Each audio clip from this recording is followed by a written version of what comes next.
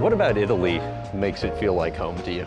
I land at the airport, and as soon as I touch down, I just feel the energy, the romance. When I think back, when I came here in 1983, I didn't know anything. I was just searching for possibilities, and everything about my life transformed here.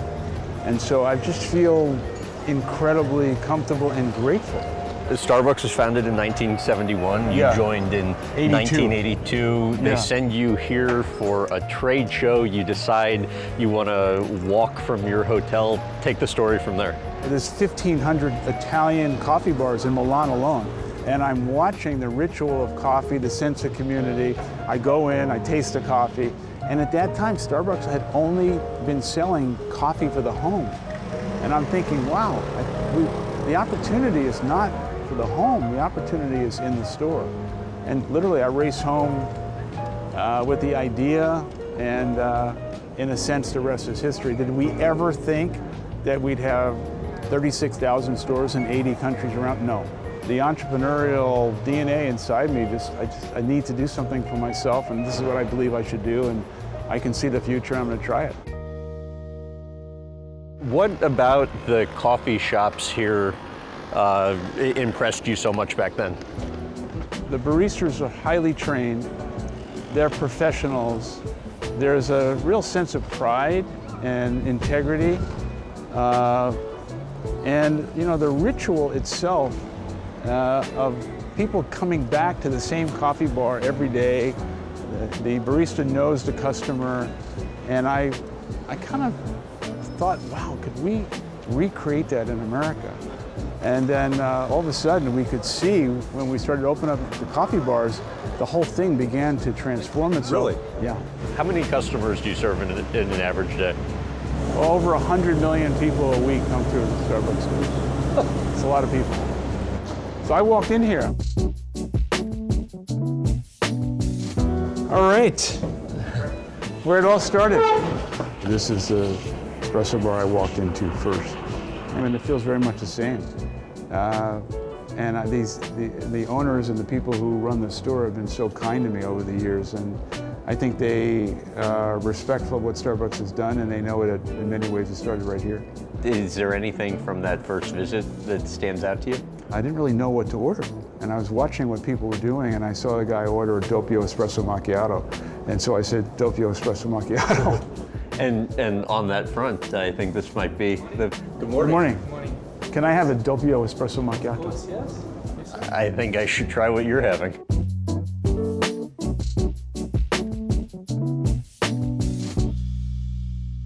In the morning, I make that beverage at home.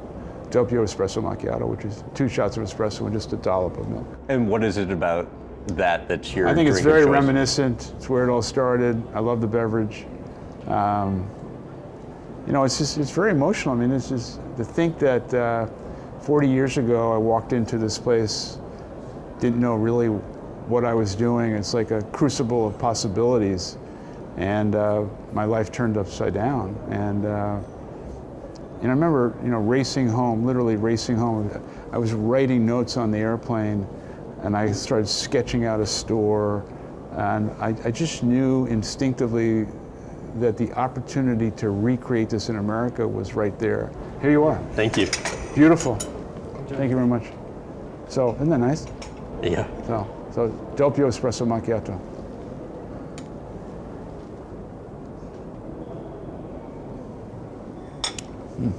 Very nice. Very good. I was exposed to something that completely lit a fuse inside me. In a way, nothing else to date had. Nothing else. There was that kind of drastic a difference. It was like a lightning bolt. Okay. A lightning bolt of just opportunity. So you get back to Seattle. I get back to Seattle. I present it to the original founders of Starbucks. And listen, these are good people who just didn't want to risk what they had and felt like the Starbucks business was a good business and we're fine. And left, opened up 3 of my own, and then here we are. How big of a risk did you view it when you came back and bought the retail business? Because it wasn't an insignificant amount of money. It wasn't any risk because I had no money. I had to go out and find investors. It was very hard to find investors to believe in what I was trying to do. It was incredibly difficult. Almost all of them said no. 242 people said no. I have a fastidious list of people I talked to because it was the original list.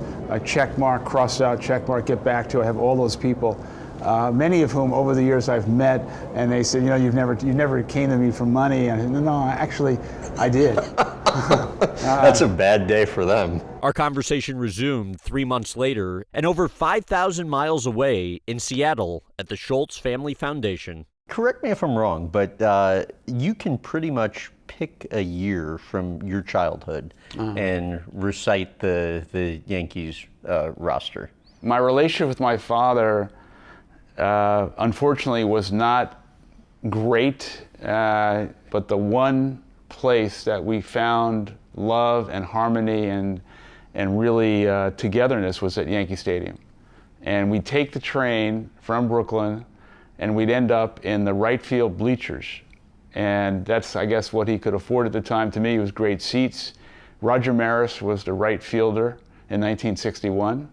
I was 8 years old, and 61 was an extraordinary year for the Yankees. And certainly, I could recite the batting order, the field positions, the numbers of every player. The Yankees have been part of my life almost too much. I can't go to bed without checking the box score of the Yankees. Okay, so somebody close to you said they've been with you in front of a whiteboard where you scribbled it out. So we actually got the 61? A little white, pick the year. And well, I think 61 is the great year. I mean, that's the great year when the Yankees were unbelievable.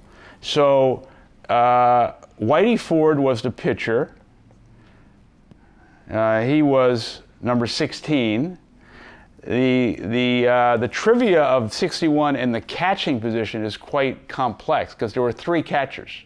There was Yogi Berra, which everybody knows. There was Elston Howard, which everybody knows. And then there was Johnny Blanchard. Now, Yogi was getting old, and so he didn't catch very often. They actually would put Yogi in left field. So then first base was Moose Skowron, number 14, Moose. Second base was Bobby Richardson. Shortstop was Tony Kubek. You getting all this? Yeah. Number 10. Third base was Clete Boyer. His brother played for the Cardinals. Now left field is where you get interesting because Berra played left field. Johnny Blanchard played left field. So let's just put Berra there. Center field, of course, was the man, my hero growing up. All my underwear, everything I owned was Mickey Mantle. And then Roger Maris, who hit 61 home runs that year, number 9, was in right field. Now, the trivia of 61 is, of course, the Yankees had an extraordinary year, but the trivia is 5 Yankees hit 20 home runs or more. Mantle, Maris, Berra, Howard, and Johnny Blanchard. And of course, the Yankees went on. 61 was an extraordinary year. Here it is. What was it about Mickey Mantle that Mick really made him your hero? Because when he passed, you got calls from people as well. Well, not only that, I went to both Mickey Mantle days. I think the first one was September 18th. Oh my God. September 18th and then June 8th. And there were 3 teams in New York when I was a kid. And there was a great debate between who was the best center fielder, Duke Snider, Mickey Mantle, or Willie Mays. And it was an unbelievable time in New York when the 3 baseball teams. But Mantle was such an iconic figure. And growing up, every kid, we'd play stickball in the street and we would mimic the Mick stance and what he did when he ran and how he took his baseball cap off at the end of the play. He was unbelievable. Yeah, I'm told if you ever were to consider owning a team again, it would be only if a baseball team. Well, I think those days have passed, but I got to know Hal Steinbrenner last year, and he was kind enough to allow me to have some behind-the-scenes moments at Yankee Stadium, which I just wish my father would have been alive to see it. There was a game once when you were in Boston watching the Yankees play, and you're in the Red Sox owner's box and cheering for the Yankees. That was a terrible moment. We got tickets from Tony La Russa, who's a friend of mine. Who texted me about you yesterday saying there is not a better guy on this planet than Howard Schultz. Well, he's very kind. Well, Tony was working in the front office of the Red Sox, and he knows I'm a massive Yankee fan, and so we went to Fenway Park.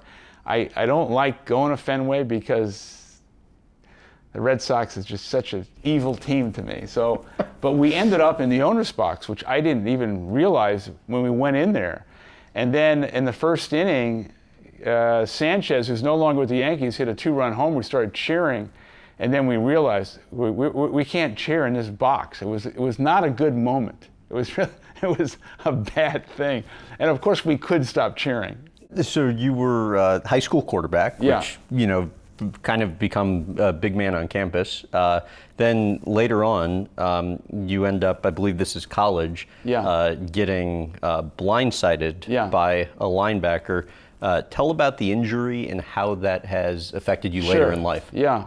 Well, interestingly enough, you know, when you have an injury at 18, you don't realize the long-term effects. But I broke my jaw in a practice, and I ended up having multiple jaw surgeries after that, and that ultimately affected my spine. I've had 5 back and spine surgeries, including a neck fusion, since that injury. And what happened was, I actually broke my neck, and it was undiagnosed. And what happened is the fracture, the hairline fracture I had in my neck, actually healed on its own and fused by itself.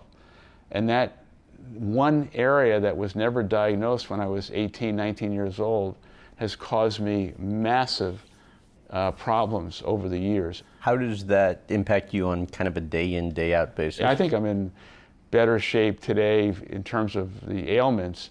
But one of the things I love to do through the years is that, you know, I became an avid cycler, and I can't cycle anymore. Just the pain of that movement and leaning over. And so I had to give that up. Why Northern Michigan? It was a freaky thing. You know, I was a good high school football player, and I had an opportunity to go to Northern Michigan and play football. When I got there, though, I realized I was like, holy like, these guys are big and strong, and I'm not as good as they are. And Steve Mariucci, who was the quarterback of that team, was so good and much better than me. And then another great player, Tom Izzo, who's the coach of Michigan State, was the point guard on the basketball team. Those guys became lifelong friends of mine. But I wasn't good enough. I mean, I just wasn't. And so the injury kind of ended my career.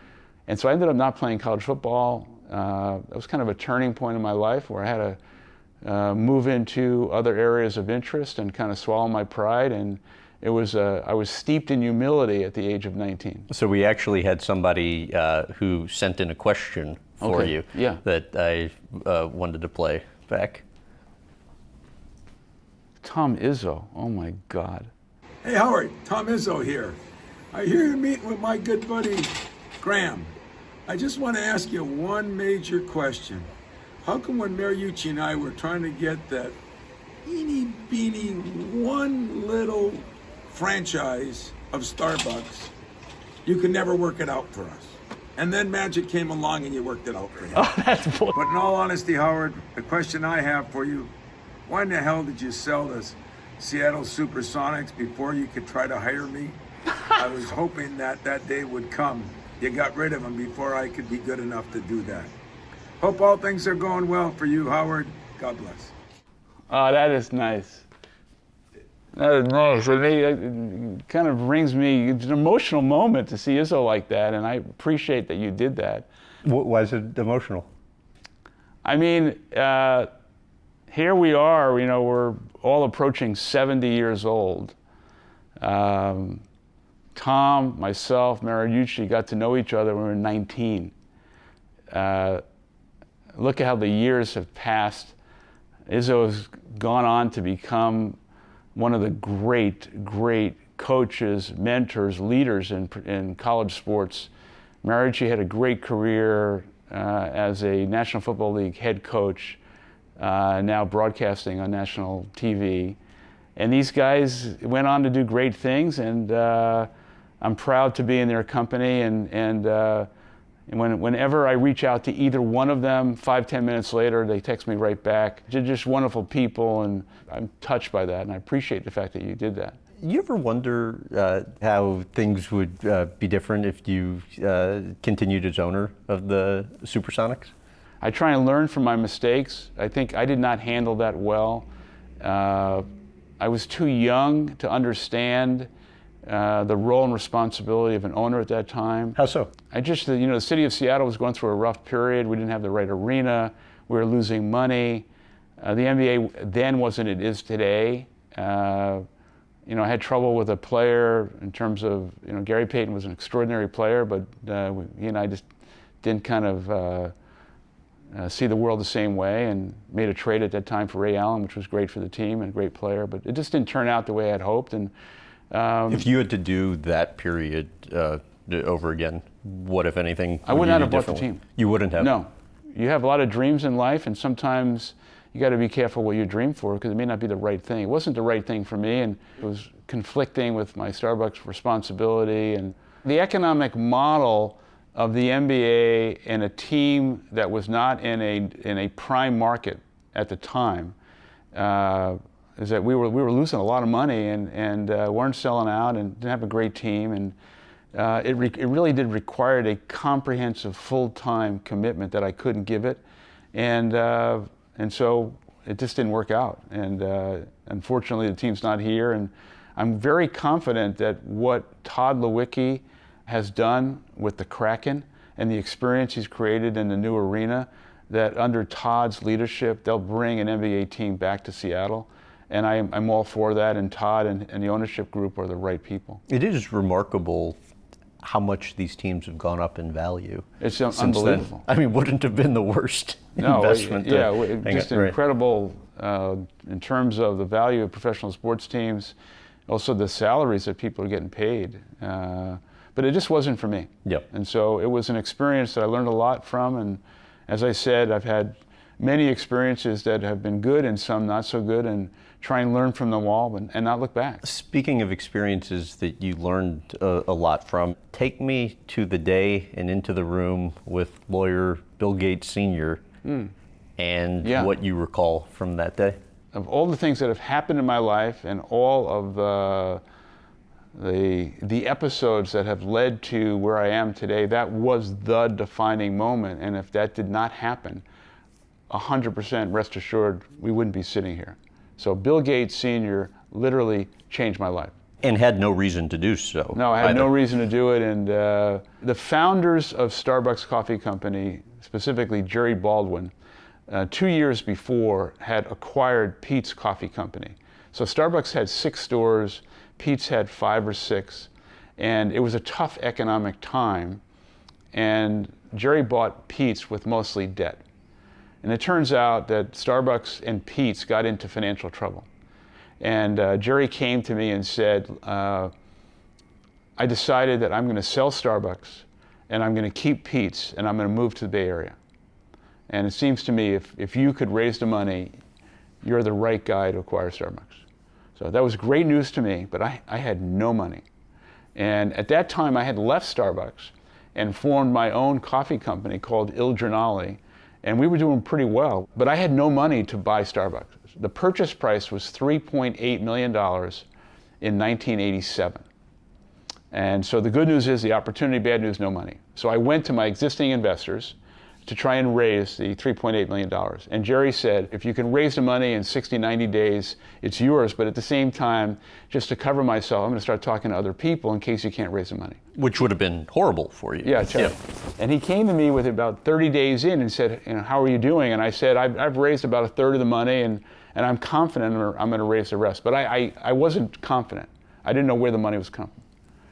Well, maybe a week or two later, he calls me up and says, can you come see me? And I go to see Jerry, and he says, I got some bad news. I've got an all-cash offer, all cash, with no due diligence to buy the company. And Howard, I just got to take it. And I said, from who? And he said, one of your investors. And it turned out that one of our investors had gone around me and tried to steal the opportunity. And I tell you, I was just heartbroken. I couldn't believe it. The guy who was intending to do this was a titan in Seattle at the time. He's here, and I'm down here. I would have no access to him. I was in a basketball league at the time, and I'm telling my friend Scott Greenberg the story. He's a lawyer, a young lawyer at Bill Gates Sr.'s law firm. And he says to me, this is a terrible thing. You got to come in the office and tell Bill Gates the story. You have to. I said, well, I don't even know Bill. He said, you come in. So next day, he got a meeting with me, and I went in there with Scott. Bill Gates Sr., who at the time was like 6'7", 6'8". He was a titan of Seattle. He was just the man. Now, Bill Gates, Microsoft at the time, was a small startup company. No one knew Bill Gates, but everyone knew Bill Gates Sr. I walk in the office, I tell him the whole story, and he says, I'm just going to ask you two straight up questions. I was so nervous, I was so anxious. I was going to say, the nerves had to be through the roof. Awful. Yeah, I was sweating. I said, my hands are sweating just listening to this. He says, is everything you told me true? I said, Mr. Gates, 100% the truth. Have you left anything out? I said, no. And he says, we're going to take a walk. I don't know where we're going. We take a walk across the street, literally. We go up to the top floor, and then I realize we're walking into the other man's office, whose name should be not mentioned. We walk in. Bill Gates is 6'7", 6'8". This guy is behind his desk, and Bill Gates stands over him, just like this, walks in and said, I'm going to walk out of this office, and you are going to stand down, and Howard Schultz and Starbucks Coffee are going to never hear from you again. Are we clear? I'm just like, holy. And the guy kind of wilts and says, I understand. And we walk out. And I just said to Mr. Gates, what just happened? And he said, you're going to own Starbucks Coffee Company, and my son and I are going to help you. And they did. And we bought the company for $3.8 million. Now, Bill Gates Sr. never told a soul what he did for me. And at every opportunity I had throughout the years, I'd find an opportunity to thank him. And he just never he just shrugged it off. Now, the other story, if you wanted, is sure. 3 years ago, I'm at the Microsoft CEO Summit. Every CEO in the world is there, and Bill and Melinda Gates are in the front row. So I tell the story in front of that whole group, and I'm getting off the stage. Bill meets me halfway, and he says, who's the guy? Who's the guy? And I tell him, and he says, holy f***. He didn't know. He didn't know his father did it. So the truth is, Bill Gates Sr. is directly responsible for my success and Starbucks growth and development. That's a fact. The year you were raising money, I understand, was arguably the hardest of your life. Yeah. Tell about, if you could, the walk your wife's dad asked you to go on with him. So Sherry was pregnant with Jordan, so the year was 1986. I had no salary as we were raising money for Il Giornale. And context here is also you gave up a high-paying job in New York to pursue what had become your dream. Yes, yeah. I had no income. Sherry was working and pregnant, and Il Giornale was a dream, just trying to make it happen. And it wasn't going well. I couldn't raise the money. And Sherry's parents came out to Seattle from Ohio, and one afternoon, Sherry's father literally said, let's take a walk. And I thought it was, I didn't know what was going to happen, but I got clear to me when he said, let's sit down, and I want to have a serious talk with you. And her father was a great, great guy, and just turned to me and said, listen, I think you need to get a job. And I said, what do you mean? And he said, you don't have a job. you don't have a salary. My daughter's 7 months pregnant and working. You have a hobby. You need to make some money. And I started crying. I was so embarrassed. When I came back to the house and told Sherry the story, if she would have at that moment said, my dad's right, this isn't working. I mean, and she was resolute in saying, my dad should have never said that, and you got to follow your dreams and we're going to make it. A defining moment, if she would have said, I think he's right, there'd be no Starbucks. The role you and Sherry play in one another's life is what? Well, I think we've had this extraordinary 40-year marriage and partnership. Like any marriage, there's ups and downs.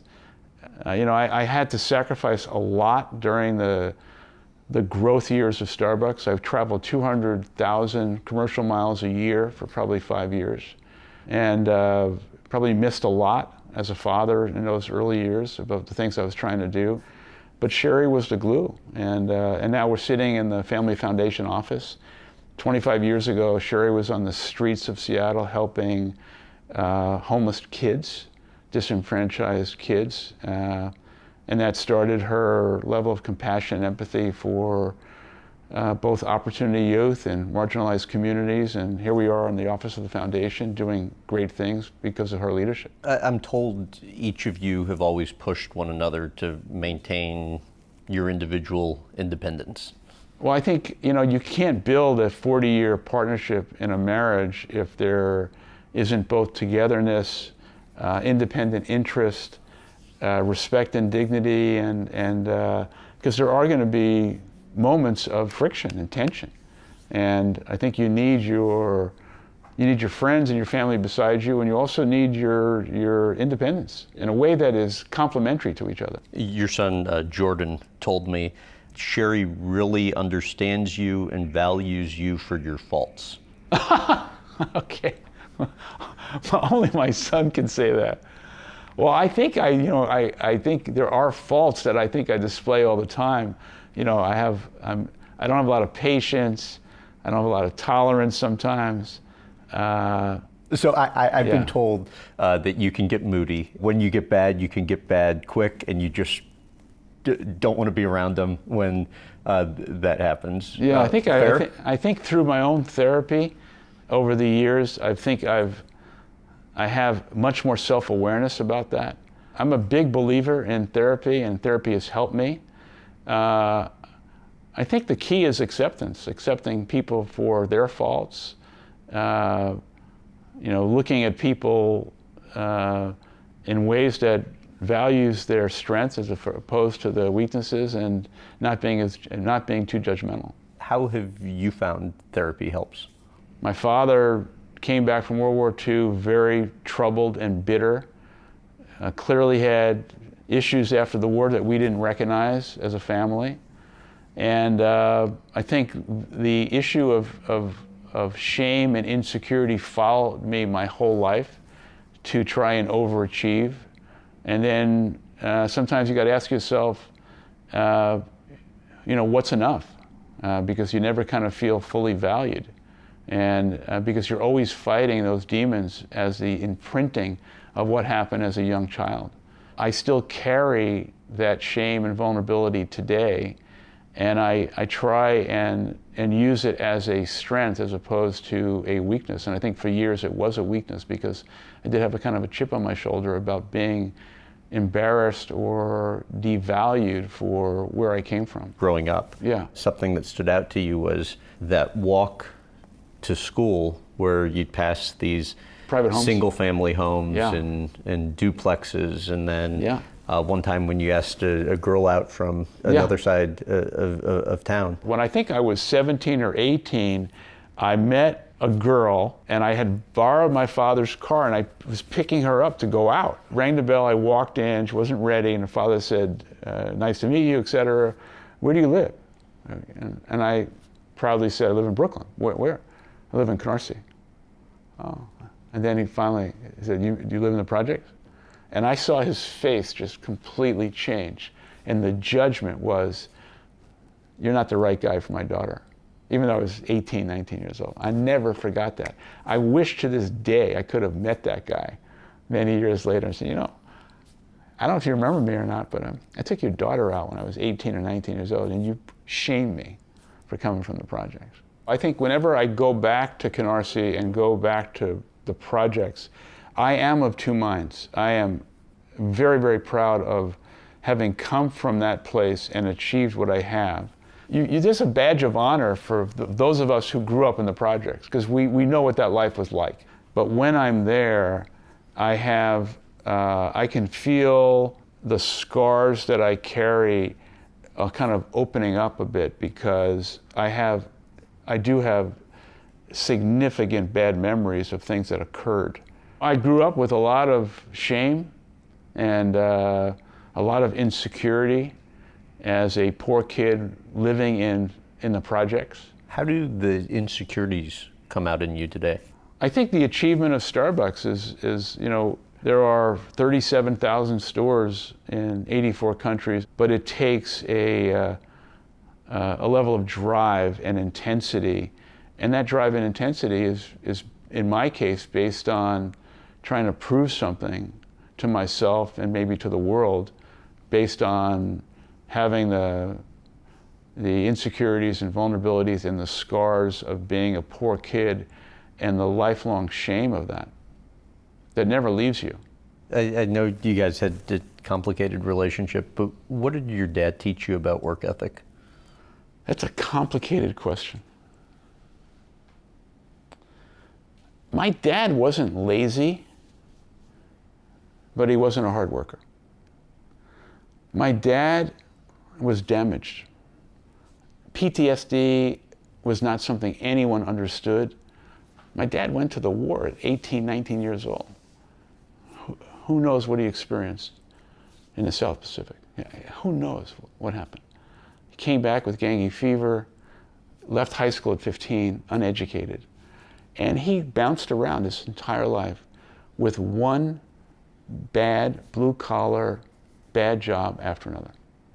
And he established himself always as the victim and never took responsibility.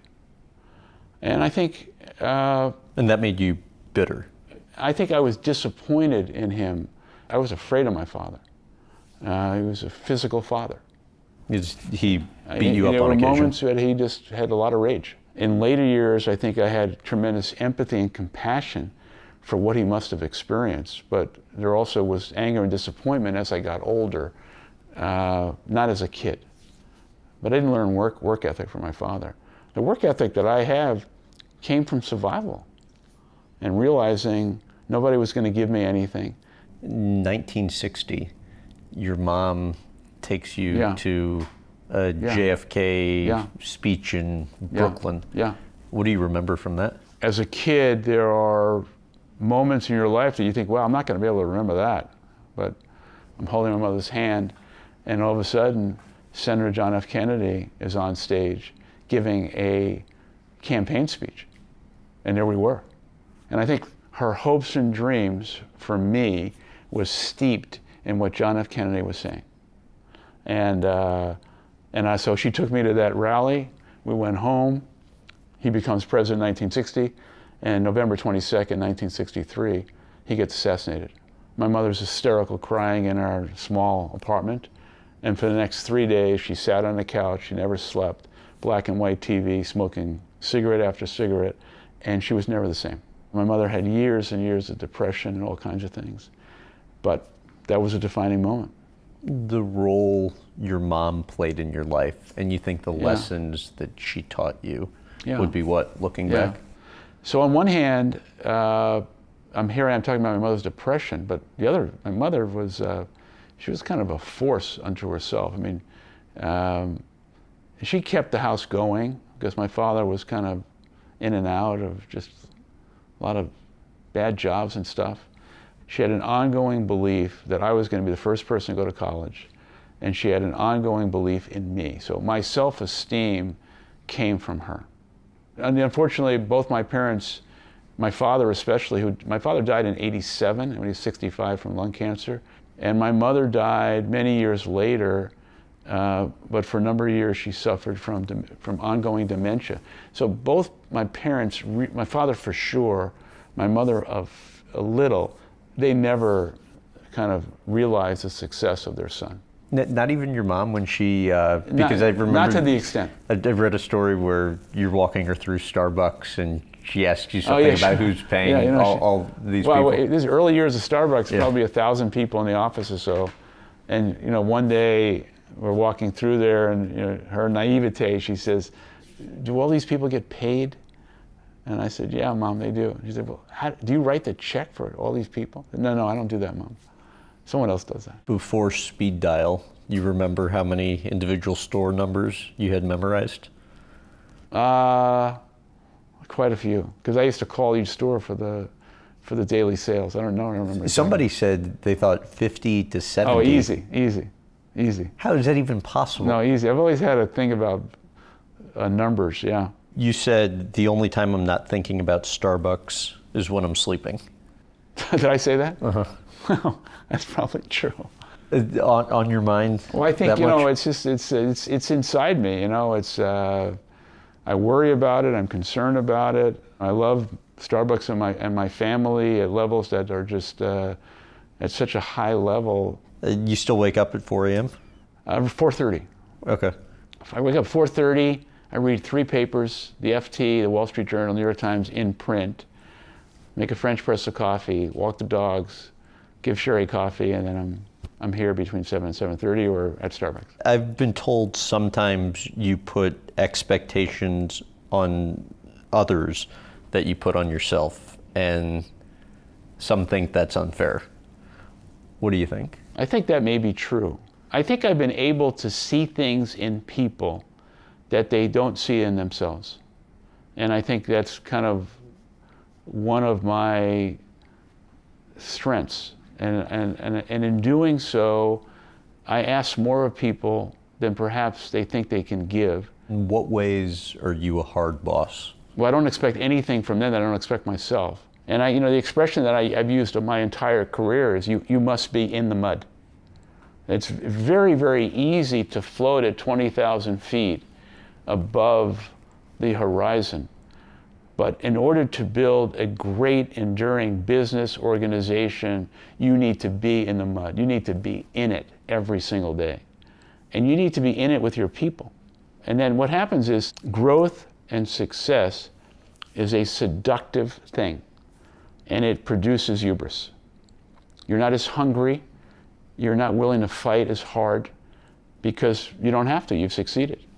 And that's the danger. So how do you create the environment where whatever you've done yesterday is not good enough for today? And that's greatness. Why do you think you do your best when your back's up against the wall? I think I've always been a pressure player.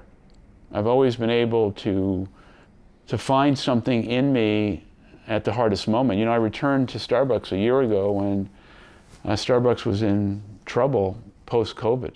I didn't come back because as a savior. I came back because of my love of the company, my responsibility to 450,000 people and their families, but I came back because I knew how to restore belief and how to restore the culture and values of the company.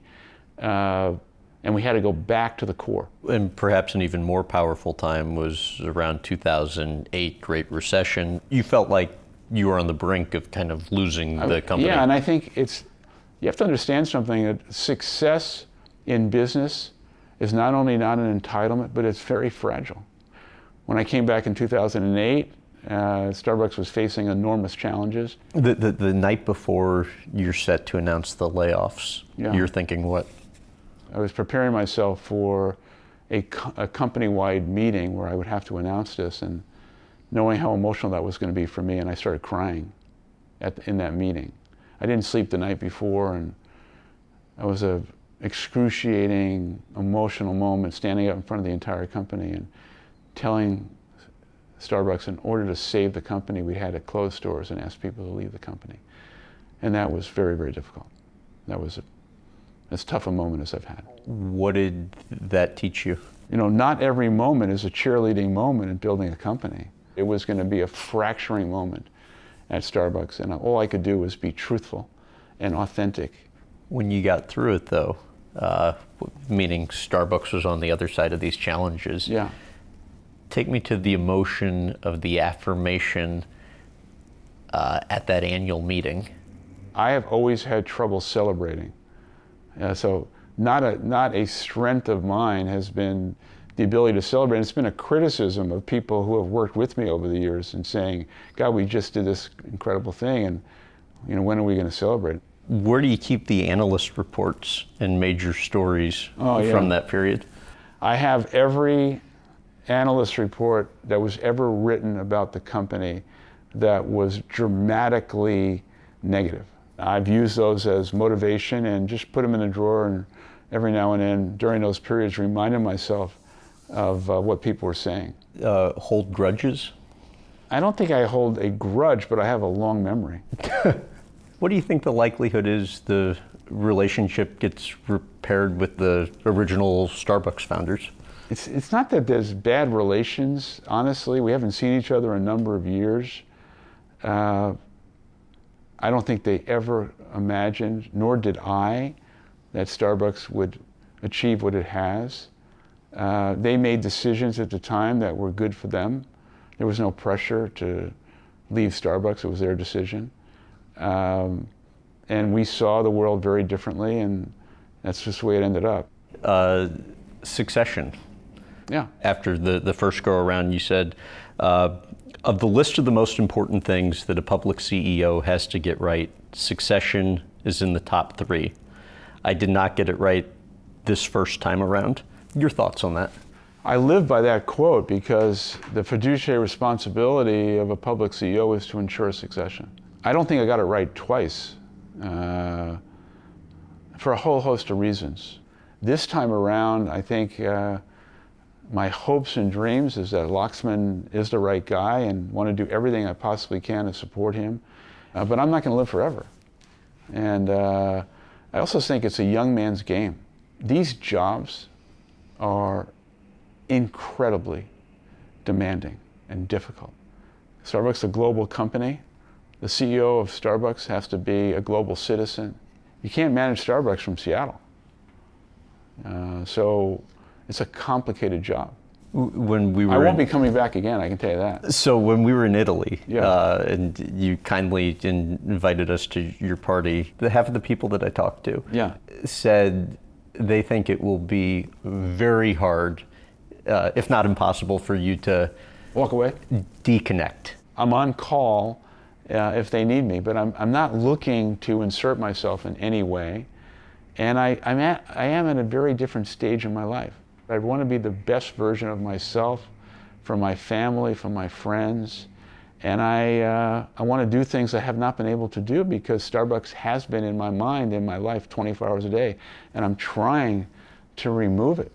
I need to, for my own mental health. 5th grade, Yeah. Sun soccer. You might have gotten thrown out of the game. Oh my God, who told you that story?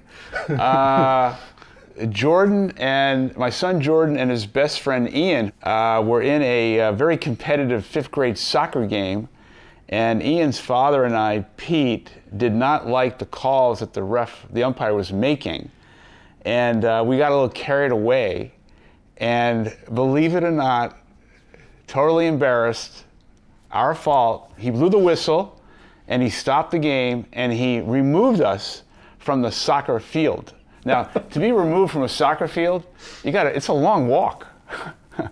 And that was not a good moment for, displaying good parental behavior in a sports activity. On just the family front, you and Sherry made the decision at some point that it was best to not have your kids as part of the company. Yeah.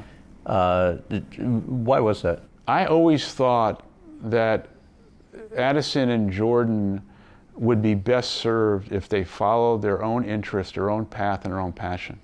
And that if they worked at Starbucks, the pressure on them to perform, do things like their father did, to aspire to, I've seen too many kids take that route and not do well.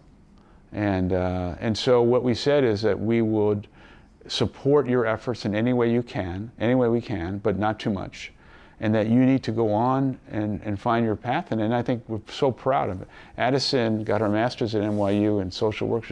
She is a social worker helping people and families. Jordan, because of his sports background and playing college basketball, has become a sports journalist and doing so well. I'm so proud of him. And both kids are flourishing. I wish they were in Seattle versus New York, but that's where they are, and that's why we're in New York as often as possible. Jordan said he's always felt that had you known he would enjoy Starbucks as much as anything else, that you would have liked him to be here with you. Oh, for sure. I think it would have been great for either Addie or Jordy to kind of be at our side and see all this.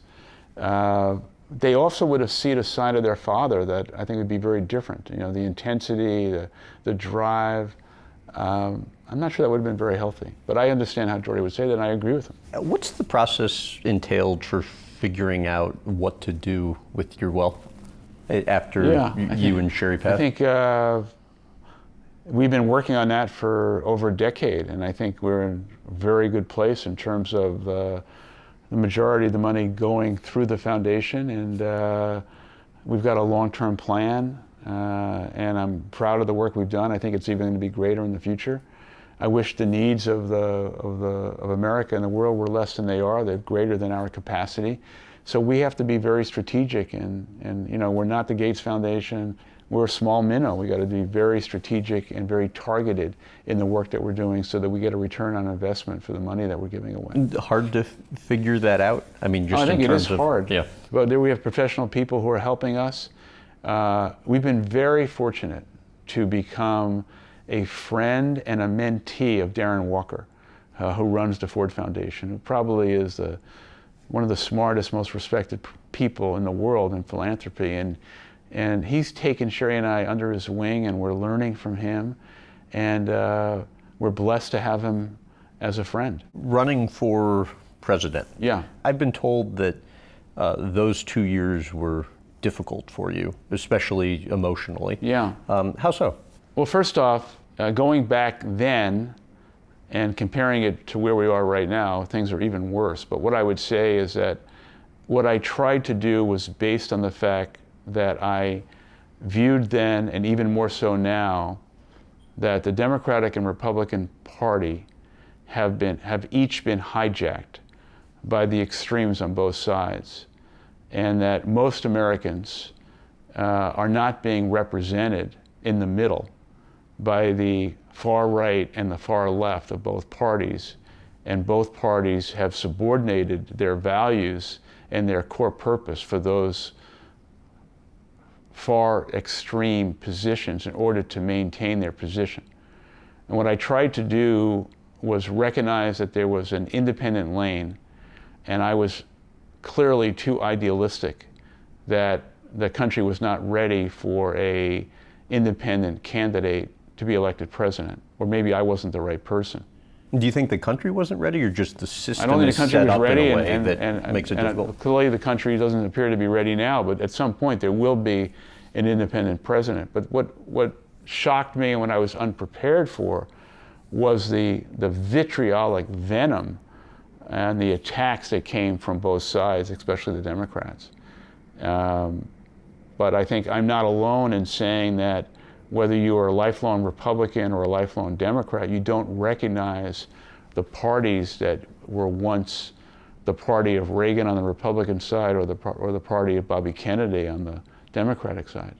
And I think the country is really heading to a place where, with $33 trillion in debt and all the social issues that we have, we are longing for leadership and statesmanship.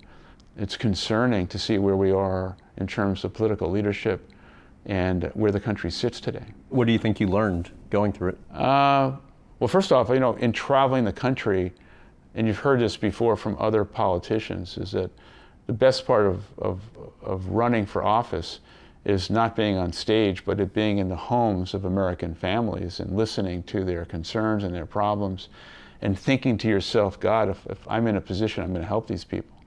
But traveling the country and really understanding the concerns, the issues, and having intimate moments with people who really tell you their story, and you carry those stories with you, and it drives you further in terms of your reason for doing this.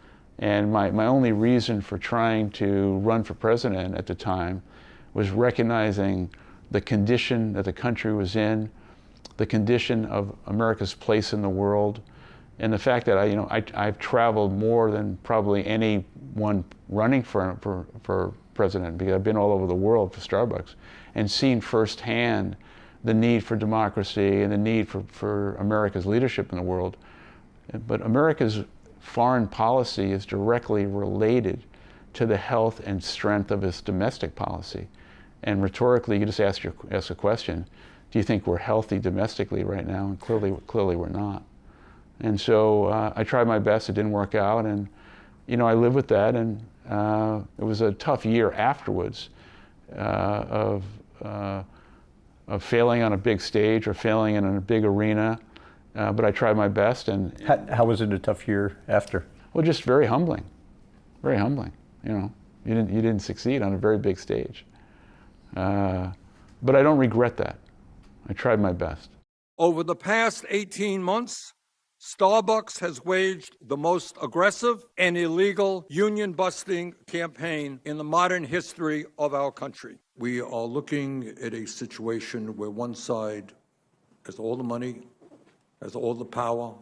We're looking at another side where workers are making not very good wages that were forced up, as I understand it, by the threat of unionization. Mr. Chairman, let me say under oath, these are allegations, and Starbucks has not broken the law. I wanted to touch on the union Sure. stuff. And Yeah. You testified on Capitol Hill. What was that experience like for you?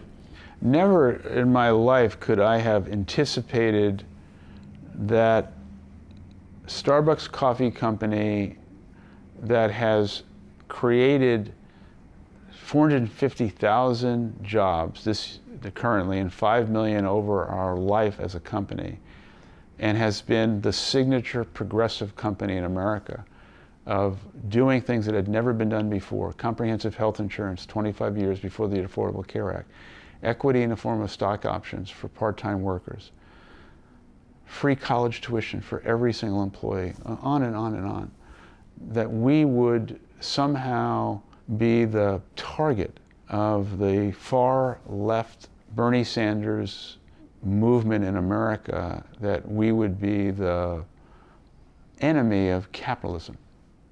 And so first and foremost, that unto itself is a question that others should ask themselves. I went there prepared to tell my story, to be yelled at from Bernie Sanders and for accusations that weren't true, and tried as best I could to maintain my composure and be statesmanlike and professional and respectful, that I was in the United States Senate. And I think on balance, most people would say that that's what we accomplished.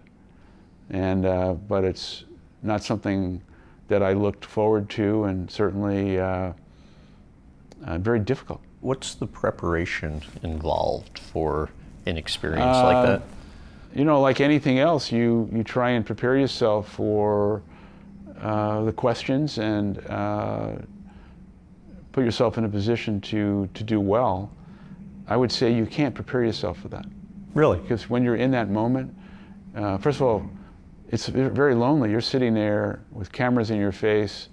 You know it's going to be broadcast on television, and you don't know what the questions are, and it's a real test of your own mental acuity and capacity. And you're a lifelong Democrat, and Yeah. Republicans are the ones defending you. Yeah. What do you think of Bernie Sanders? I don't understand Bernie Sanders. I think I'm respectful of his desire to help those people who he believes can't help themselves. I think the method that he goes about it is a question that I would ask. There were many moments that I tried to demonstrate to him that Vermont's minimum wage is $13.18 and Starbucks starting wage is over $17, and given all the benefits, we're at $27 an hour. Mitt Romney, who I know was the only senator who came into the waiting room before and spoke to me. I took it upon myself to go shake Bernie Sanders' hand before, didn't know if he would or not, he did. And I tried to meet every senator. I was disappointed, dramatically disappointed, that our own Senator Patty Murray, who I've known, who I've supported, would somehow see it upon herself to be part of that circus. Oftentimes when there are two sides to a story, the truth is generally somewhere in between. What criticism, if any, do you think is fair?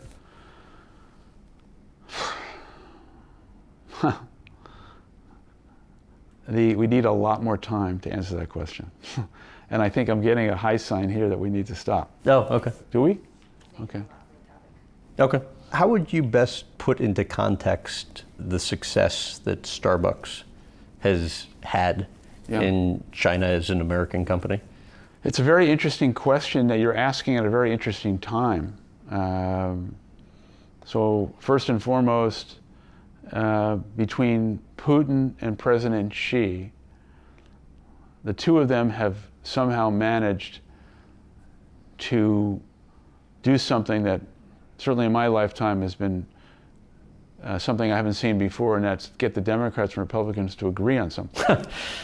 And that is, both of them have agreed that China is the enemy of America and China's our problem. A lot of saber rattling and certainly a lot of issues with Taiwan, et cetera, all of which I think are very serious. We've been in China now for 24 years. Of all the CEOs that are doing business in Asia, I probably have been to China more often than almost anyone. We employ 60,000 people. We have 6,000 stores. We open a store a day in China.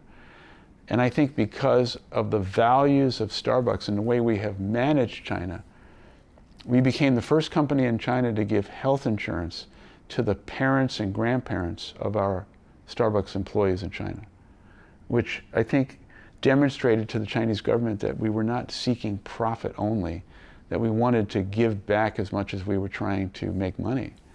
And I think we are a respected brand in China. What I said in my speech at Peking University was that I feel so strongly that there were many more similarities to the Chinese people and the American people than differences. And that my hope and dream is that before something really bad happens that should be avoided, that President Xi and President Biden and their representatives get together and realize the extraordinary critical importance to the world that China and the US figure out a way to cooperate, and how China needs America and America needs China. One thing that has been really interesting about Starbucks' success in China is, you know, as I understand, most American companies, when they have success, get a local partner, and obviously it's a credit to Starbucks that you've been able to have so much success. Yeah, it's a company-owned business, but it's a credit, literally. It's, you know, there's never one person that is the reason why you are successful. But in this particular case, our success is directly linked to Belinda Wang, who is the CEO of Starbucks China. It's her insight, her understanding of consumer behavior in China, her ability to build an extraordinary Chinese leadership team. And she might be the most valuable person within the company. And my relationship with her goes back 20 years. I put her in that job. And here's an example where I don't think she thought she was ready for that, didn't think she was capable. And I saw something in her that I just felt, you can do this, I'm going to help and support you. And she's done an amazing job. But yes, we decided that we did not want a partner. We wanted it to be company owned. And it's been the right decision. But China is fragile. US-China relations are fragile. And how do you navigate that? As it seems like that's because you have social issues and then you have business success and figuring out what that line is. Wherever we've gone in 84 countries, we proudly carry the American flag with us. We are an American company. In terms of China or Japan or any market, we've got to be locally relevant. And the stores are designed to appeal to the Chinese customer. The partners in China, our employees, are very proud to work for Starbucks. But one of the extraordinary moments was a young Chinese Starbucks partner, employee, standing up, his name was Noah, saying that Starbucks enabled him to be himself. And as a gay man, Starbucks was a company he could work for. And it was an amazing moment because that's a difficult situation in China. The foundation. Yeah. You wrote in your first book. Yeah. It may be a weakness in me. I'm always wondering what I'll do next. Yeah. Enough is never enough. Thoughts on that today? I think that's still true. Starbucks is in the rearview mirror, but always close by. I see myself creating another canvas. I don't know exactly what that is. The foundation is run by 25 professionals. Sherry's here most days. I'm here to be supportive, but I'm not the author. But I'd like to paint another canvas. I don't know what that is yet. I have some creative ideas. And there's people around me who are interested in my thoughts, and I'm thinking about that. I understand there are 4 or 5 entrepreneurial ideas that are kind of currently on the drawing board. Any insight you can give into any of those? Or any that you'd want to share? I think at my heart I'm a merchant, which is a kind of a dying moniker. Who's a merchant in America anymore? And by that I mean I'm a curator of things and ideas and products and categories. So what I see is some brick and mortar concept that would be complementary to my skill-based curation and merchandising capability. And it'll have something to do where food will be at the centerpiece. What are the long-term goals with the foundation? To make a significant difference in the lives of others. To address the crucial issues and challenges of marginalized communities, to be a catalyst for social networks and access to capital for Black and brown entrepreneurs, to specifically help veterans and post 9/11 veterans with the issues of transition from wearing the cloth of the nation to a civilian job. One of the most difficult moments in the founding of the foundation was when Sherry and I were at a military base and we were in a focus group with veterans who were transitioning out.